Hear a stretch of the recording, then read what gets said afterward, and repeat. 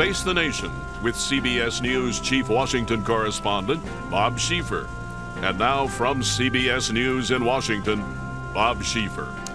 And good morning again. Joining us now, first Senator John McCain. Senator, I understand that when Vicki Kennedy began calling people to speak at the wake on Friday night, that you were the first Republican that she called. And I can understand why that was, because you did have a very kind of special relationship with Senator Kennedy. You didn't always work together. A lot of the time you were on opposite sides, but somehow you managed to keep this relationship going. How did you do that? I think it was probably because, first of all, we grew to respect each other, and over time then have great affection for each other.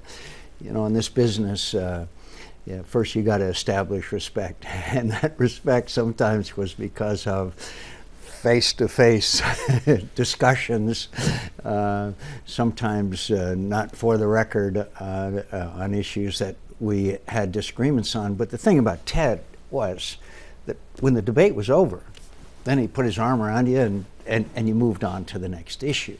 He never held not only didn't he hold a grudge, he would, that was done. Now let's go on to the next battle. You know, I talked to Bob Dole on the day Senator Kennedy died, and I asked him basically the same question I asked you, and he said he had this ability to go out there on the floor and make these highly partisan speeches, but somehow leave the impression that he wasn't talking about you personally. About you. That's right.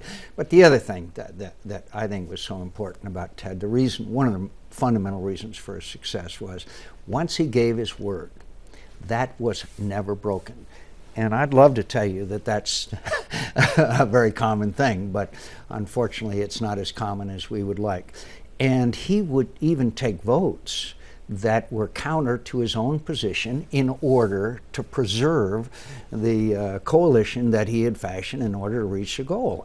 When we were working on immigration reform, when he saw some of his members straying, he would give them a little straight talk, and he would take votes that would look like they were counter to his position, but were vital to preserving the fragility of any coalition. Whenever you're going to pass major legislation, you've got to have a coalition, and you've got to preserve it when you're on the floor. And the enemies are always looking for amendments that will split that coalition. But the other thing is, you know, he was an affectionate man. He really enjoyed his friends. I wasn't nearly the close friend that Chris Dodd, for example, was, and others. But I saw the genuine affection that he held for his staff, for his friends. We all know how devoted he was to his family. Anybody who saw Ted Kennedy Jr.'s statement yesterday had to be genuinely moved by the devotion that this father had to his children and his family. When Russ Feingold and I got the Profile and Encourage Award, I saw him with the whole family, all the kids, grandkids. He truly was the patriarch, and he kept that family together. I want to ask you, since you're here, I asked you here to come talk about Senator Kennedy, but this morning on Fox, former Vice President Cheney said that the the administration's decision to appoint a special counsel to look into the torture allegations was, in his words, a terrible decision. He said, and these were his words, "It offended the hell out of me." I know you were against torture and tried to do something about that, but do you agree with the Vice President, the former Vice President, that somebody should not have been appointed to look into this? I believe that the President was right when he said we ought to go forward and not back. I worry about the morale and effectiveness of the CIA. I worry about this thing getting out of control and us harming our ability to carry on the struggle that we're in with radical Islamic extremism. So, look, I was radically opposed to it. I think it harmed us. I think torturing harmed us. I had a number of anecdotes that could substantiate that, and I think it harmed our image in the world.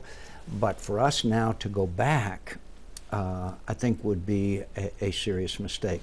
The president had said that he wanted to go forward, but this apparently is a decision made by the Attorney General. And the president, I guess, says he's going to go along with it. Well, the Attorney General has a unique position in the cabinet. Obviously, he can't be told what to do by the President of the United States, but I think it's a mistake. I think in the future we'll find out it's a mistake. And at the same time, we can assure the American people that it will never happen again, and people in the world that has harmed our image so badly. Do you agree with the Vice President when he says this has kept the country safe all this time since this attack, and it is because these interrogations worked and we found out information that helped us keep the country safe? I think the interrogations were in violation of the Geneva Conventions and the Convention Against Torture that we ratified under President Reagan. I think that these interrogations, once publicized, helped al-Qaeda recruit. I got that from an al-Qaeda operative in a prison camp in Iraq who told me that. I think that the ability of us to work with our allies was harmed, and I believe that information, according to the FBI and others, could have been gained through other methods. When you say an al-Qaeda operative told you it helped them, what do you mean? I was in Senator Lindsey Graham and I were in Camp Bucca, the 20,000 prisoner camp. We met with a former high-ranking member of al-Qaeda. I said, how did you succeed so well in Iraq after the initial invasion? He said two things. One, the chaos that existed after the initial invasion, there was no order of any kind. And two, he said, Abu Ghraib pictures allowed me and helped me to recruit thousands of young men to our cause. Now that's al-Qaeda. And the second thing about it is, if you inflict enough pain on anyone, they'll tell you anything to make the pain stop. So you not only get perhaps right information, but you also get a lot of wrong information. But the damage that it did to America's image in the world is something we're still on the way to repairing. This is an ideological struggle as well as a physical one. So, well, Senator McCain, thank you so much for coming by to share those stories about Senator Kennedy and also about comments on the news of the day. Thank you for having me on, Bob. Okay. I want to